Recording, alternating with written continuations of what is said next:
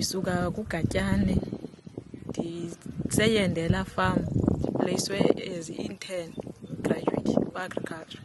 Ndifunde e-JS i-grade 12 wam, ndaphuma ndayofunda e-Ikhala eQueenstown ndisenza i-farming management.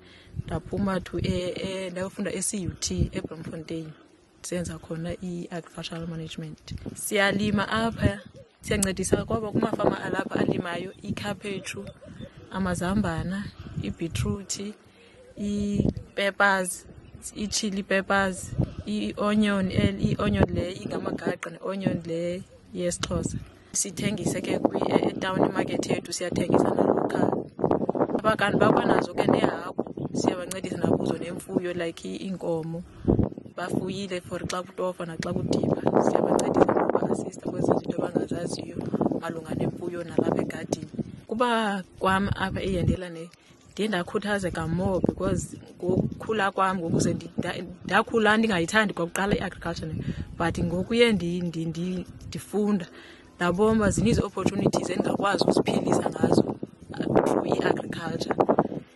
So ndiye ndikhuthazeka more ngokuye kokuba kwam apha uba ndingakwazi uyimela. I-experience yam ke incedisa apho ndingakwazi uzimela even noba ndine-backyard garden kwasekhayeni ndikwazi uzilimela.